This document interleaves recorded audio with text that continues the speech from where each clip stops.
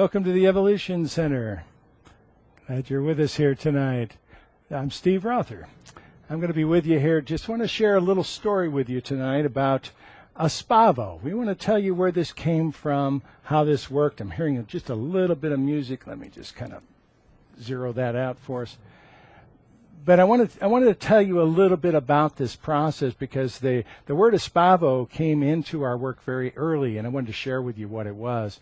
Very early on in the work, probably about the second or third year that Barb and I were traveling, we went to Baltimore, Maryland, and we did a seminar. Ruth, our host there, was Ruth Pashai, was our host for many years, and we did a seminar there one time that was it was just very magical. It was a very, very small group, probably about 40 people. And we did this channel at the end, and in the channel the group began telling this story. And they had never told stories really in the channels before. They had never told metaphors or any of the stories. I know that some other people, Ryan especially, tells stories in channels all the time, metaphors. In fact, he's even written a whole book of the parables from it. Several other channels do as well, but I had not up until that point. So it kind of took me strange. But they told this story, very beautiful story, about a gentleman by the name of Amour. Not amour spelled as in the French spelling of the word love, but amour, A-M-O-R. It doesn't really mean anything or relate to any other language. It's actually Lemurian. They had a whole cast of characters, and today I can't remember them all. They're still all captured, of course, on tape because we actually were using audio tape back in those days. And they've never really been transcribed, or well, several of them have been transcribed, but it would be very difficult to try to make that into a book. It would almost be like starting from scratch. But there was a very beautiful story, and Amour was a young boy. He was about 12 years old when the story picked up. His father was very high up in the government of Lemuria. And because of that, we got to kind of see what the government was like in Lemuria and some of the other pieces of it. It was a very beautiful story. They went on to talk about a whole bunch of other characters. Etu was one of them. I'll tell you a little story about him. Tiburon, who later befriended Amour, and several other people that really came into his life to help on his path. But at one point, he had to come in and do this tradition. It's very similar in the Jewish tradition. They have what we call bar mitzvahs or bat mitzvahs for girls. But in Lemuria, we used to have a very similar type of thing where we would take a step and make a conscious step into life. And that's actually what they called it. They called it the step into life. And we would make a commitment to take our place as a human, as a responsible adult, and the whole thing. So it was very beautiful, and part of the ceremony, part of the tradition, because all of this was about tradition. And the interesting part is it was perfectly okay for Amour to alter the transition or to the tradition in any way, as it was with anybody. These were simply guidelines that had gone before quite successfully, but not the way things had to be, because there were no laws in Lemuria.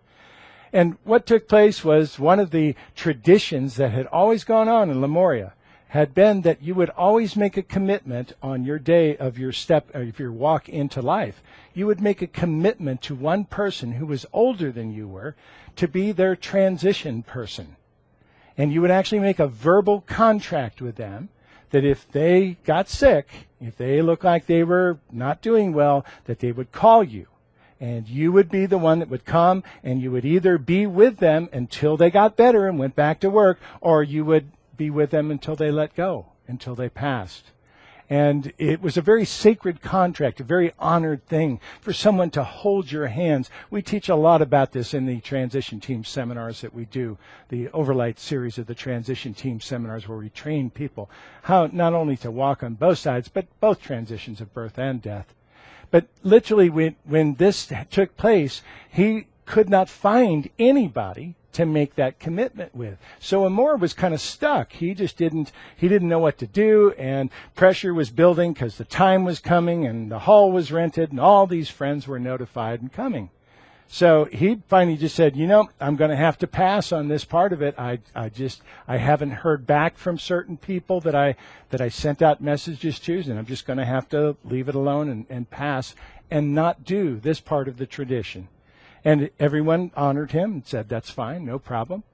And what took place that day was he went to do his walk into life, and there were more than 1,000 people in the hall. So he's pretty petrified. I mean, it's a 13-year-old kid anyway, and of course we lived a lot longer than our lives. 13 years old was infancy in comparison because of the 300-year lifespan.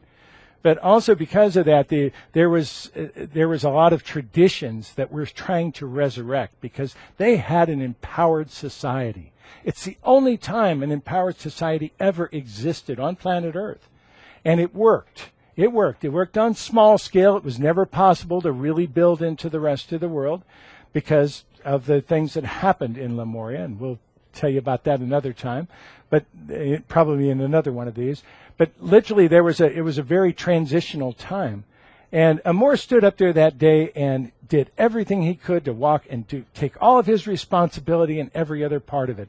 And before he finished, he looked out in the audience, and there was a friend of his that he had sent requests to be his transition person, and had not heard back from him, so he passed over, and he's in the audience waving at Itu at this point, going, I'm your person, I'm your person. So so Amor says, that's fine. So when he came to that part of the ceremony, he went ahead and said, I will be the transition person. I will make the commitment to be the transition person in loving memory and loving transition for Itu. And he and Itu became very close after that. That was part of the tradition as well, because you had to not only get to know the person to be able to trust them at their time of transition, but you also had to get to know the family, because the family can hold the soul back as well. So you literally had to represent the whole thing, and that's what they did. They bonded very well from that point. And it wasn't long after that, it was probably less than 50 years after that, that Itu called Amor. And Itu was dying, and he knew he was dying. He didn't want to admit it to his children. He didn't want to admit it to his family. But he was passing, and he was aware of it. So he called Amor. And the family didn't really want to see him. It was one of this bittersweet stuff where they'd missed him. They hadn't seen him in a long time. And yet they knew it meant that Itu may be passing. So they went through the whole process and finally got to the point where everyone was comfortable. And it only took about 3 or 4 days for Itu to pass. And during that time, they had several very beautiful conversations. But in one of them, Itu said, Amor, I have a gift to give you. And he said, it's a beautiful gift, and it took a long time for it to be possible to be on this planet. But it's a gift that is time to return to planet Earth. And Amor didn't know what that was or what this was about, but he was very much aware that Itu had spent all of his life as a linguist, and he studied the ancient languages of the masters and even especially the ancient languages of Lemuria, because Lemuria is around for many thousands of years. So it was a continent for a very long time with life on planet Earth. And he studied these pieces, and he came to the final times of his passing, and he said, Amor, it's time to give you this gift. And this gift is a word, and the word is Espavo. And it used to be used all the time in greetings, in hello and goodbye, kind of today like we use ciao or aloha or some of the other pieces of it. And he said, Amor, today is a day that now all of Lemuria can start to recreate this energy of empowerment and return to it fully. And he said, then I give you this gift, and I simply ask you to use it. And today, the group closes every single channel with the word Espavo. Literally translated into English, it simply means thank you for taking your power. I thought I could get by without that one. That whole channel, that story, all the Amor stories, even though the group told me I was not Amor, meant a tremendous amount to me. And I wanted to share it with you because we use that word a lot, of Espavo. Where's the Kleenex lady when you need her, right? But we use that word a lot, Espavo. It's not a secret handshake. It's not exclusive to light workers. It simply means thank you for taking your power. Thank you for us not having to carry you. Thank you for becoming empowered in all that you can be. Thank you for lighting the way. Thank you for every part of it. So, ladies and gentlemen, Espavo.